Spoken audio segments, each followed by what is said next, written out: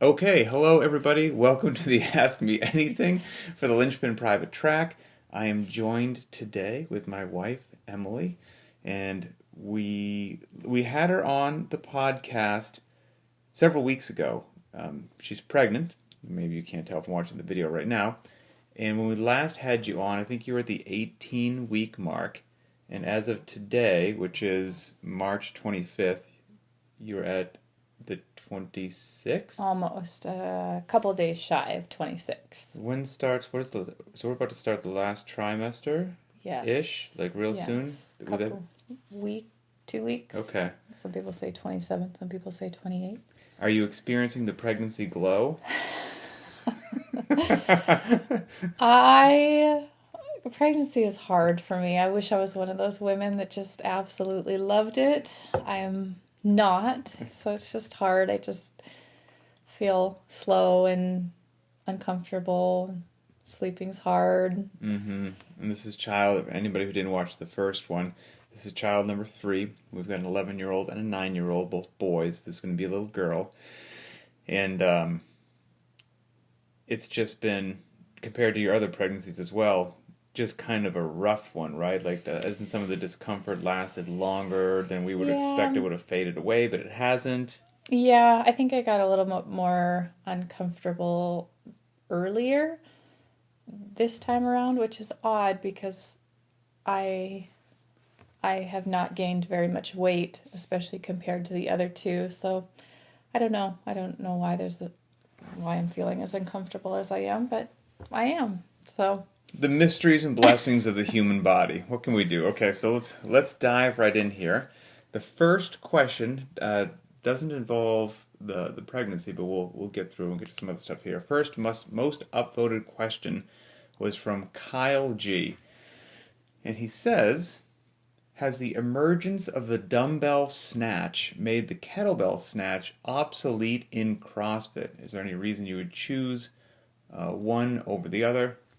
Congrats on the pregnancy and way to rock a fit pregnancy." Thank you, Kyle. So, I think the short answer to your question is no, I don't think the dumbbell snatch has made the kettlebell snatch obsolete.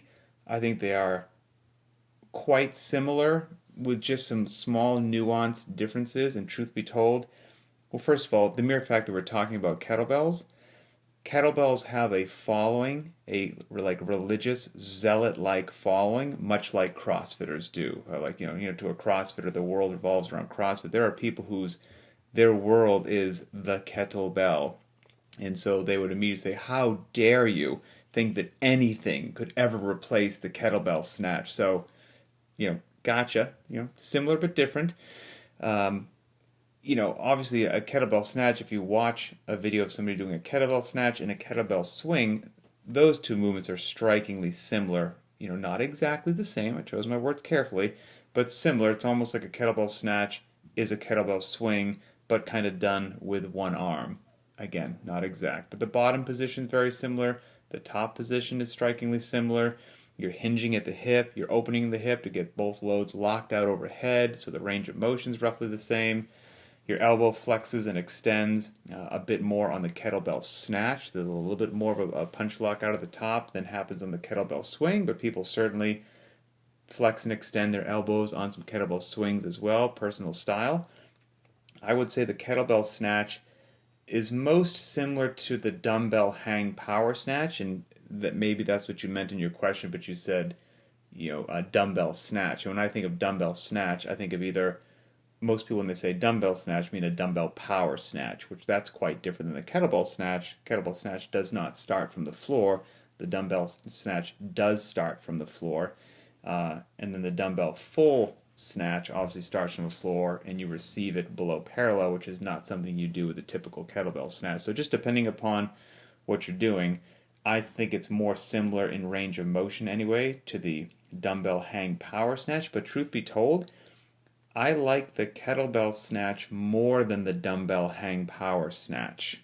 Really, I do prefer the kettlebell one. I think it's a bit smoother, it's a bit more fluid, it's a bit more awkward with the dumbbell to do a hang power snatch. It gets the job done. But I think I had another point there. But anyway, the dumbbell hang power snatch comes up relatively infrequently, and it would probably be the same with the kettlebell snatch as well. But no, I don't think it's obsolete. I think it's a fantastic movement, and if kettlebell snatches or one arm dumbbell power snatches get programmed, and you've got a kettlebell and you would like to do some kettlebell snatches, 100% by all means, have fun, have a blast, good to go. Next question is from Patrick S. A different one. I have to clarify that every time, not me. So, Pat, let me find. Oh, I don't know if you guys could hear that, but it sounds like our dog in the other room just vomited or something. Expelled something from the innards of his body. Okay, Patrick. For those of us like myself that need to scale pull-ups, why is it that you always mention ring rows in the extra instructions but never banded pull-ups? 2 question marks after that. And how would we know when it's appropriate to do one over the other? Okay, great question, because pull-ups are one of those things that, especially earlier on anyway in everybody's CrossFit journey, it's one of those movements that everyone's trying to obtain, everyone's trying to get, and it's a big milestone when you finally start to get some pull-ups.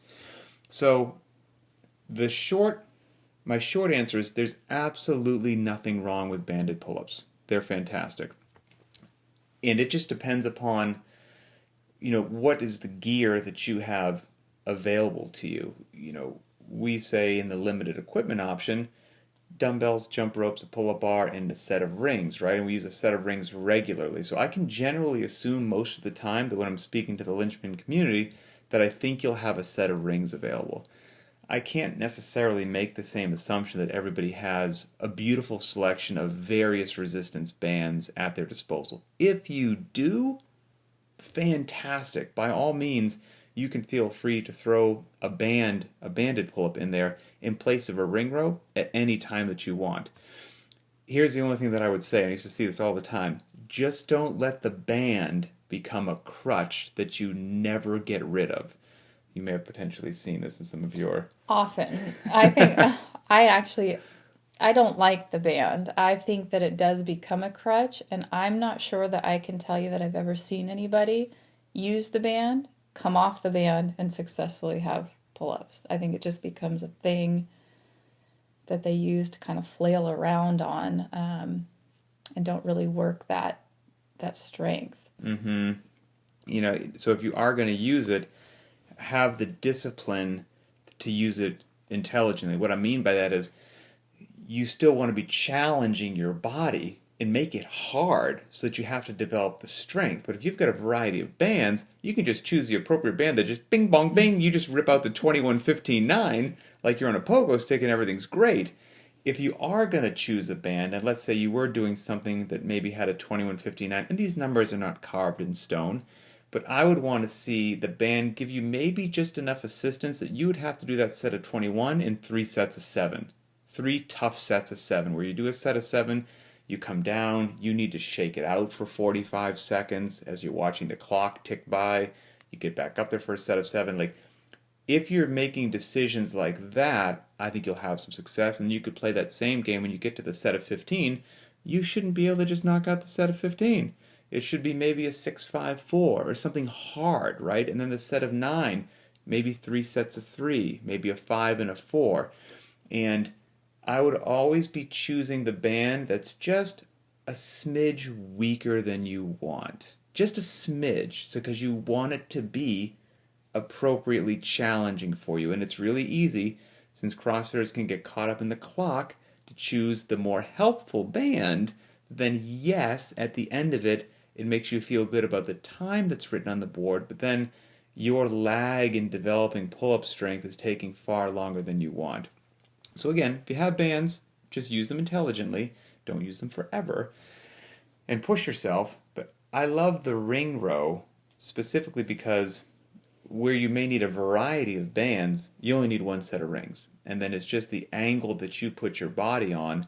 You can make ring rows profoundly easy and do a set of 50 unbroken, all the way up till your body is parallel with the floor, your feet are on a box, and when your arms are extended, your upper torso is actually at a lower point than your feet, and you can make ring rows more challenging than strict pull-ups as far as I'm concerned. So with a very simple set of rings, and if you choose an angle that is hard and you still have to break up those pull-ups, like I said, I'm quite a big fan of the ring row. But there are other things that you can do as well. There's seated pull-ups where you have like a barbell and a rack and you're seated on the floor, arms are extended, feet are kicked out in front of you, almost like in an L sit. So you're getting a little bit of leg assist, but you have to do some good upper body pulling. And so there's plenty of other things that you can do. Variety is a wonderful thing. Variance is a wonderful thing. But just make sure you are challenging yourself. I would say that's the biggest thing. Don't make it too easy for you. And I asked you this, one of my random person who wasn't a gymnast asked a gymnast ignorant questions. So Emily was a gymnast her entire life. D1 collegiate gymnast at the University of Washington. And I kind of asked, like, hey, you've got all these little kids, these, young boys and girls that show up to gymnastics training, like, super young. Are these just the freaks of nature that show up with pull-ups, or does nobody have pull-ups? And then there's like a super secret gymnastics pull-up program that we're not aware of? And she was kind of like, there's no gymnastics-specific pull-up program, but then she mentioned a bunch of things that they do that were instrumental in developing them. And so I thought people would benefit from just hearing some of those things. So what were the things that kind of ran through your head for pull-up development? I had to think back. I don't remember doing pull-ups, at 4, 5, 6 years old. I think it was something that came later, but we did do a lot of just holding your chin over the bar.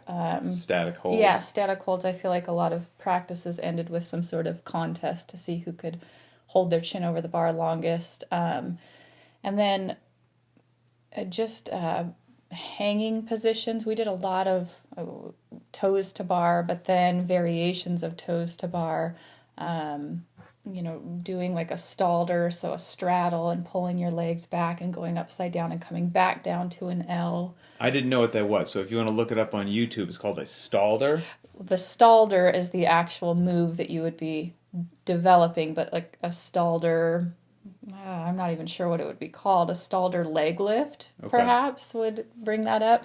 And then toes to bar all the way down, toes to bar at an L position, chin over the bar. And I remember doing these long before pull-ups, but a chin over the bar, we called them levers. So you're here, and then you'd bring the bar, you'd kind of go upside down and bring the bar to your knees, and then back up to chin over the bar and lower and come back up.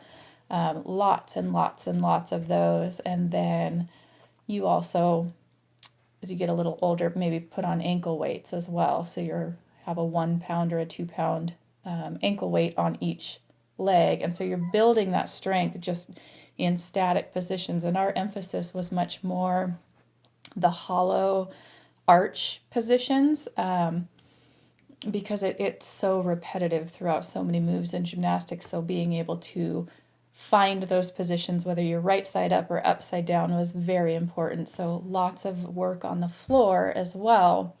And that was one of the things when I coached a lot, talking about pull-ups, was, can you give me a good hollow arch swing on the bottom of the pull-up bar? Sometimes yes, sometimes no. And then I'd ask people to do it on the ground, hold a hollow body position, roll over now into a Superman. Most people could not do that. And so that was a great place to work on just some of those positions. And you said that would translate to, I can't link my toes to bar. Right, very much so. I think oftentimes it has nothing to do with someone's ability or strength. It has everything to do with just not understanding the positions and being able to use your body and the momentum that you create. And so if you're not getting your head far out in front of your shoulders and your feet aren't tightly behind you, when you try to do that second toes to bar, you string it together, that's where things kind of start to swing like a pendulum. So I've never been described as poetry in motion on the pull-up bar. I'm more of a grunt work, not a precision instrument. But I'm trying to get better at it, especially since being married to you and having your eye on me. But I was that CrossFitter for the longest time that my swing on the pull-up bar, I could do a fair number of pull-ups, but I could probably do a lot more, because with somebody like you, if you looked at me, my legs were open, my knees were bent, I was floppy like a fish. Like there was nothing resembling a tight body position. It was just, so I was probably using all that like strict pull-up strength I developed in the military to grunt through more pull-ups than I should have been able to do. And had I actually improved my technique, gotten better body positions, I probably would have not had to work anywhere near as hard on the pull-up bar to do And what I was doing. I think that's where some people, because you're a perfect example, you just don't have that shoulder flexibility, so your muscle ups, you really are using a lot more of your muscle than I would have to, because I'm going to use my swing. And so I think that's why sometimes when you watch people and there's pull-ups or toes to bar in a workout, and for people like myself, that can truly be a rest, because I don't have to think that much, and I'm using so much more of my momentum, so I can actually breathe and not be using so much, of my own muscles, just using that momentum. If there was ever a reason to work on your gymnastics, right, and to rein yourself back, to start with the fundamentals, that crawl, walk, run, to get off the pull-up bar, to lay on the ground, like she said, hollow arch, make sure you've got that, and then build it back up in the pull-up bar. Imagine one day being able to be a person that if there's muscle-ups, bar muscle-ups, pull-ups, or chest-to-bar pull-ups in the workout, that you consider that a rest period. I don't... Can you imagine that? How, I just meant I can breathe, not that I'm just I know on vacation. I can breathe, but it's called hyperventilating as I die. I mean, but that's, I've watched you work out enough to know that that's actually true, that you'll hit the pull-up bar, and obviously it's requiring energy and strength, obviously, but the fluidity, and since the technique is there, you do a set of 15, I do a set of 15, and all things being equal, it's so much more taxing for me to do that set of 15, which means I show up to the barbell after a profoundly taxing set of 15 pull-ups. She shows up to the barbell at a much less taxing set of 15 pull-ups. Immediate advantage when you grab the barbell, because I'm more of a whole. And so all these little things that aren't sexy or flashy to work on, right? All these boring fundamentals, they add up to the performance in the cool workouts, but there can be such a desire to rush to the end. And that's, God bless you all for being a part of Linchpin, because, we're unwavering in our hammering of the non-flashy stuff, of the basics, of embracing the fundamentals and taking a very long-term approach to what you're doing, because while it does require a tremendous amount of patience, it's worth it. It's worth it in the long run, and it's worth it in the long run to do the movement properly, to ideally make yourself as durable of an athlete as possible, and hopefully have good longevity in the sport as well. So, yes, pull-ups, ring rows, you got it. Next one was the pregnancy question. Well, first of all, I should mention, I didn't. The most upvoted one was from Ben over in France, saying, not a question, but sending you a virtual fist bump to Mrs. Sherwood, and by being all the amazing women out there in and out of the gym. And then, people upvoted that as well. So thank you very much. Appreciate that. Ben's a ridiculous animal who just works out 24 hours a day. He's probably working out right now. Let's see. Okay, Levi. I think I just rolled past your question. Levi A, here we go. Mrs. Sherwood, very formal. Sounds like my kindergartners. Anything that you are afraid to do with regards to working out? My wife, when pregnant with our first, was still attacking workouts early in her pregnancy, but took some movements out to reduce risk of falls as she got further along. Have you removed any movements from your workouts? Yes. It's very wise as you start getting bigger and further along in your pregnancy to remove things and start scaling. And so I've definitely started that process. And I would say, to be fair, the last time that Emily was on at week 18, the answer to this question would have been basically a no. I think at that time you were doing darn near everything. Most everything still. But that I think just over 20 weeks things really started to change, and so I'm not jumping onto a box anymore. I'm doing step ups, and I even lowered the height of my box. I found that 20 was just too high, and lifting my leg that high was not feeling good. So I went down to an 18. I'm not doing any sort of no crunching whatsoever. So no toes to bar, no sit-ups, no, I can't even hang and hold my knees up anymore. You don't do a max effort GHD finisher. No, so none of that. And he makes fun of me. I typically will do a kettlebell swing for any of those movements. He's like, that makes no sense. But moving your body. Running has become very difficult. I can run about 200 meters and anything, and at a very slow pace. Anything past that, it just does not feel good. Was that the same in previous pregnancies, or unique Yeah, to this running one? for whatever reason has never cooperated well with me. I know some people who are able to run up until their due date. I'm not one of those people, so it's just very uncomfortable. I get really bad ligament pain, so not doing too much of that. I'm using more dumbbells than barbells these days.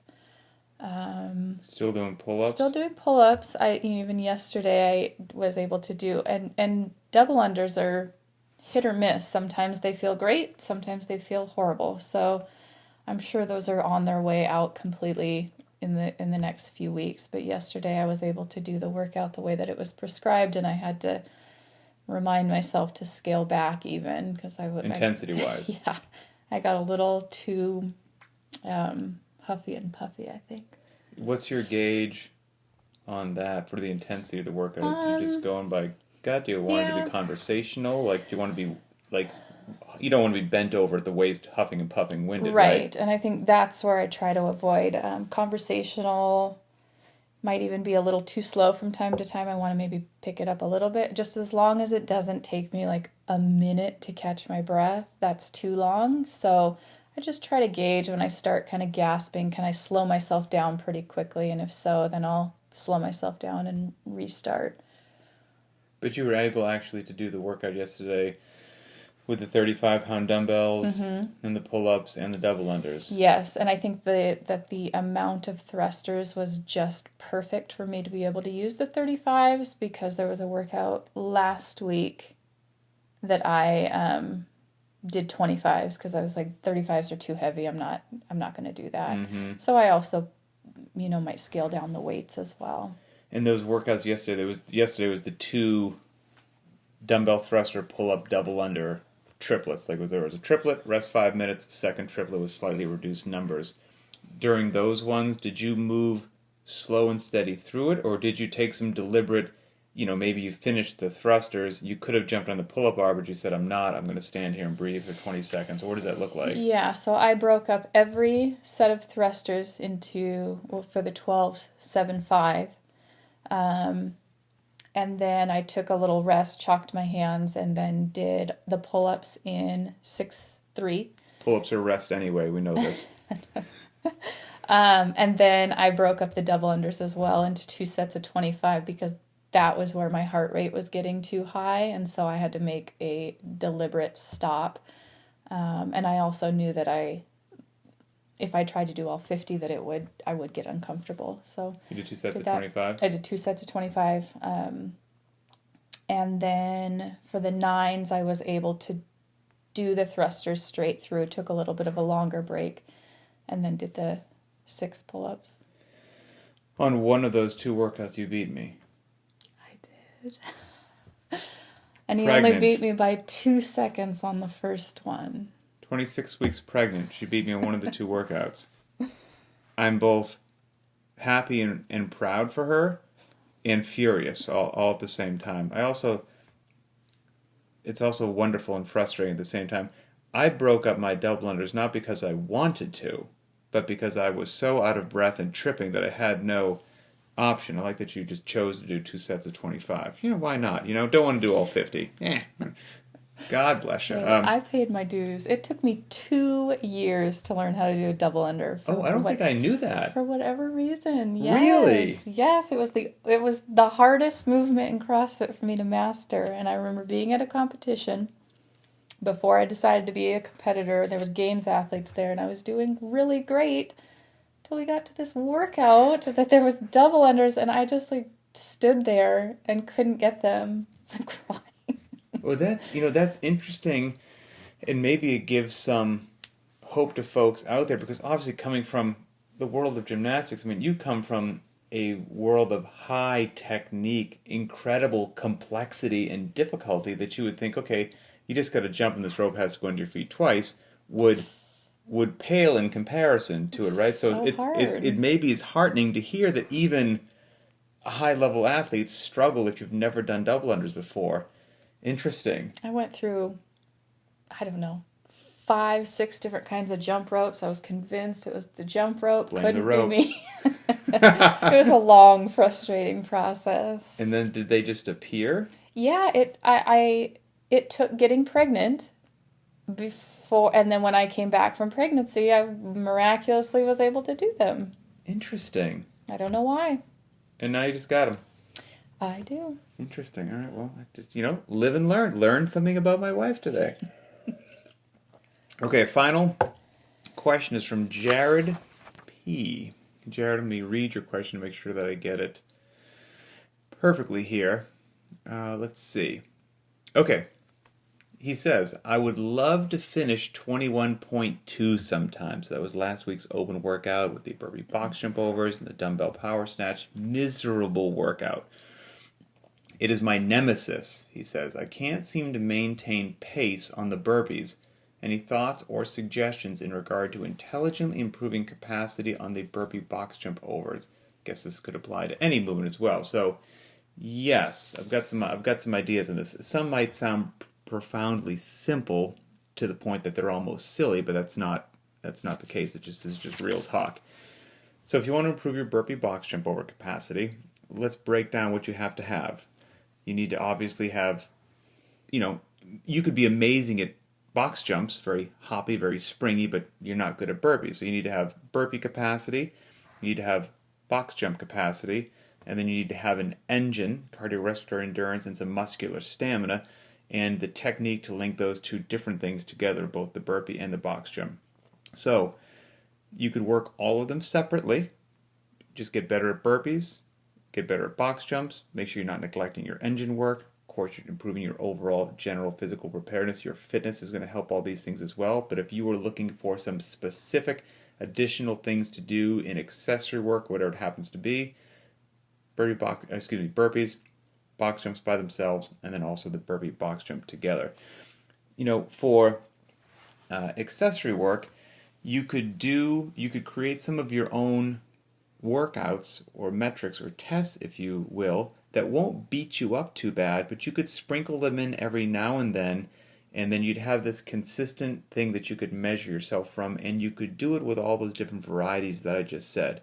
The burpee by itself, the box jump by itself, and the burpee box jump over, all with something that would metabolically tax you, so that when you're doing the burpee box jump overs in a workout and you're sucking wind, that you know what that feeling's like and you're developing that stamina. So you could do something like a 21-15-9 calories rowing and just regular burpees. That's it. That'd be terrible, by the way, if you stomp the gas on that. You could do that same thing, 21-15-9 calorie row with a box jump. And then finally, you see where we're going with this, 21-15-9 calorie row, burpee box jump over. So you're working one element, the next element, and then both of them together. And of course, it's a totally different deal if you do that as a 21-15-9, or a shorter, faster one, a 15-12-9. To do yet a different, faster pace would be terrible. You could do that same thing with the bike to get a different stimulus. You could do that same thing with a 400-meter run or a 200-meter shuttle sprint between each. And none of these would really beat you up that bad. They'd be a good session that you could put in and it wouldn't ruin you for the next day's training. And if you did it with rowing, you did it with biking, you could do it with double unders as well. There's going to be a lot of interference of the shoulders and your lungs right there. And you did it with running, and you did it those 3 different ways, box jump, burpee, burpee, box jump, over, that's going to give you like 15 different workouts for you to play with and try and sprinkle in every now and then and develop some good capacity.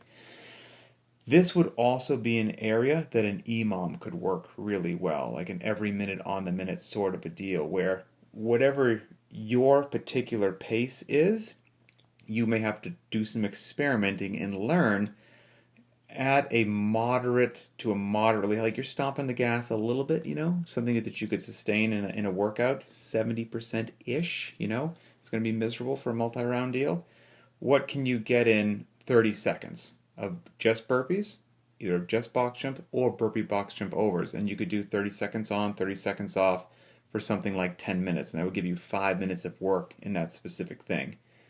Then what you could do with any of those things is make it a little more nasty. 35 seconds on, 25 seconds off.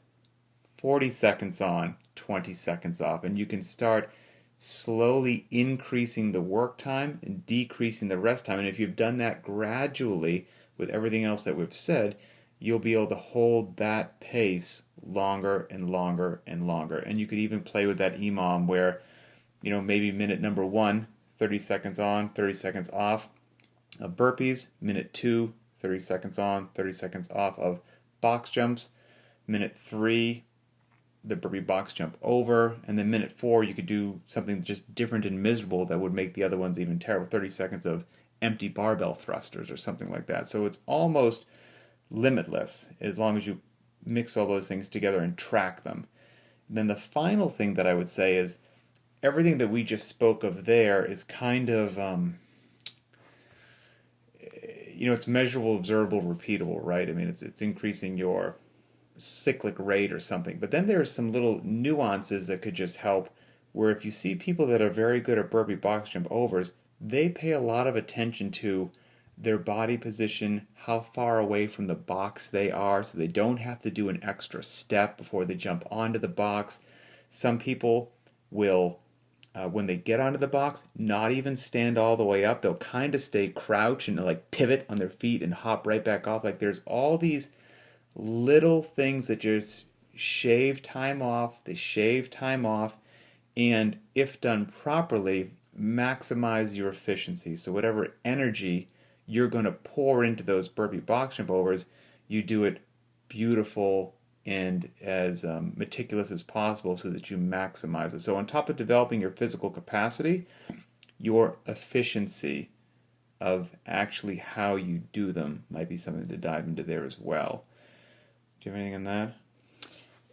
Yeah, I think with these open style workouts, I think having a plan about where you're going to breathe is super important because everybody is so different. So some people are able to do that, stay low on the box, and their burpees are so much faster. That might not be where your capacity is at. So maybe you're one of those people that has to stand all the way up on the box, but that's where you're breathing. That's and me. Your pace is going to be slower on the burpees because that's your recovery time, and then maybe you can stomp the gas pedal more on the snatches, right? Mm-hmm.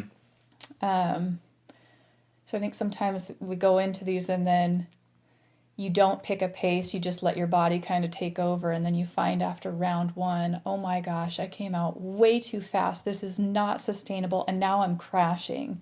Instead of start at a reasonable pace, make sure you have a plan for where I'm going to breathe and recover, because this is a 20-minute workout or 15-minute workout. Yeah.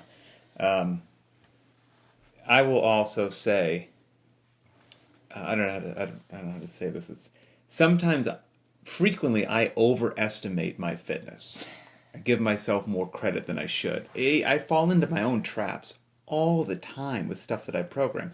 I fell into that dumbbell thruster pull-up double under trap yesterday because of the low reps. That was the trap. I'm like, this should be unbroken. No, it destroyed me. Very frequently, talking about pacing, if I'm seeing like a 3-round workout, 4-round workout, 5-round workout or whatnot, I'll look at it, again, overestimating my ability to be like, I'm going to crush this thing. I'm going to start out fast and finish fast. And every now and then, when I'm like, you know what? probably a bad idea. And I start off slower than I intended. By the end of the workout, I am so happy I started at that slightly gentler pace, because by round 4 or 5, it's all I can do to hold on to that pace. Where had I started out quicker, maybe I would have had a better split on round 1 or 2, but most likely that would have been so costly that I would have slowed down so much in rounds 3, 4, and 5 that my overall time would have been slower, even though I started faster. Had I started more moderately and held on, realizing that a 5 round workout or a 20 round workout, it's a long time. So it's that's just me. That's just me. But pacing and breathing is a huge deal on top of all the other things that hopefully help you out there. So, anything else to add? I don't think so. Okay. Well, we'll end as usual with just a couple Linchpin shout-outs, the things that I screenshotted from the private track Facebook group. This one is from Joseph G. And this is just kind of cool. So this is about, we try to make sure that we're keeping our priorities in line here at Linchpin, and that we're working out for the right reasons, and we realize that life and family and friends and all that stuff, that's the important stuff. That's why we work out. And it can be really easy sometimes to lose sight of that and think that the most important thing in my whole life is the workout. And if it goes well, then I have a good day. If it goes bad, it defines you as a person, not a healthy place to be. So Joseph says, the boys were out with me today. They were running up and down the driveway. This was the day that we did the burpee and kettlebell swing workout. Jackson, our 2-year-old, was running and basically had a hard crash somewhere.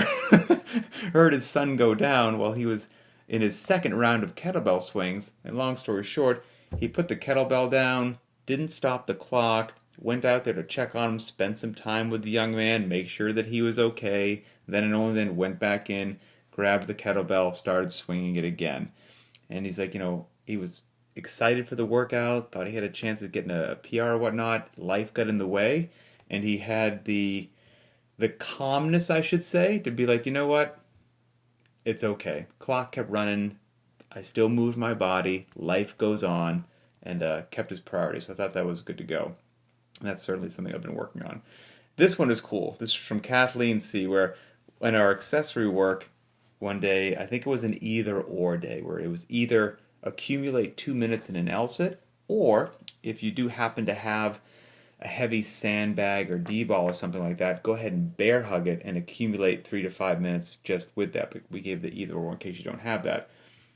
Kathleen, God bless her, didn't have a sandbag, so she went ahead and she got a photo posted here, just picked up her 9-year-old son, kind of in a cradle position, just bear hugged him. While he was playing Fortnite. Which is absolutely awesome. There's a great photo of he's got on maybe it's like his little Nintendo Switch or something in his hands there, and she's just holding him, so I'm sure that resonates with every parent. And finally, actually this one's very fitting for today because it's about pull-ups, which we spoke about earlier. And this is from Amanda, who, by the way, has been posting like I just saw her 4 sets of 7 front squat. She was crushing the front squats. But Amanda says, major victory. Over the last year, I've worked myself up from 1 strict pull-up to 5. That's the biggest set I've ever done, and it was only 2 weeks ago. I recall Pat's accessory work, so every now and then for accessory work, we put in 30 strict pull-ups in as few sets as possible. And so she says that 30 strict pull-ups in as few sets as possible. Last year, I posted online a joke about how it would take me 30 sets of 1. Not only that, but it took me at least 40 minutes to complete them. Today, I finished 30 strict pull-ups in 7 minutes. So she went from 40 minutes to 7 minutes in 1 year's time. I had 2 sets of 2, and the rest were singles, but my body was able to recover faster than before. She did them in record time. Trust the process. Programming works. It's very cool. And that is, once again, good thing. I think it's so easy to get impatient, and when you stick with it, you don't realize the incremental gains that you're making, and kind of almost like Emily's double unders, one day they just happen. I hear this so many times that it will take people so long to get their first strict pull-up, let's say it takes 6 months. Well, by that definition, it's not, well, it must going to take me another 6 months to get my first double. That's not how it works. It seems like once you get your first one, they start to come much more quickly, but you just have to stick with that process, get whatever that first one is. And we should have said this when we were chatting earlier about pull-ups, and I think you'll agree with me on this. In all of the things that we mentioned in the pull-up development, make sure that you are developing your strict pull-ups before you develop your kipping pull-ups. And that could be said for your ring muscle-ups, ring dips, things of that nature. Develop that strict strength first, get strong in those positions, and then we'll add some velocity. I think a lot of CrossFitters just start swanging away before they have developed some good strength. Awesome. No, it's just so cool. I think for women, take a look at how many women out in the real world can do a strict pull-up. It's like no one. So the fact that you're able to do them is really cool. I don't know if you saw it. It was yesterday or the day before. It's funny. I actually think it was Amanda that posted a video of like her collarbone neckline. She was driving in a car and she had a barbell there earlier, and so it was like some visible bruising from a front rack position she had on a tank top, and she kind of made a joke of like, this is how people can tell that you're a crazy CrossFitter. Like, what other ways can people tell? And of course, other people were like, well, anytime somebody shakes my hands, they feel the calluses. But then talking about cool things that women do, some of the women got on there and posted on a regular basis. They're like, to the amazement of my male coworkers, I'll go over, pick something up which they thought there's no way I would pick up and walk it to the other side of the room, and everyone's like, what just happened? And so I know you've been... It's that fine line, right, between allowing men to be chivalrous and then also being like, I can do it, it's not that big of a deal, thank you. And that's something you're dealing with not only as being a woman, but a pregnant woman. Yes. You go to work and somebody like, I'll pick up that box of pencils for like you. 4 pounds. And I'm like, I'm not disabled. Like, I can do this. Mm-hmm. So, very cool. Keep up the good stuff. Enjoy your rest day. And in about 15 minutes, the final open workout will be posted. So, we'll be watching there as well.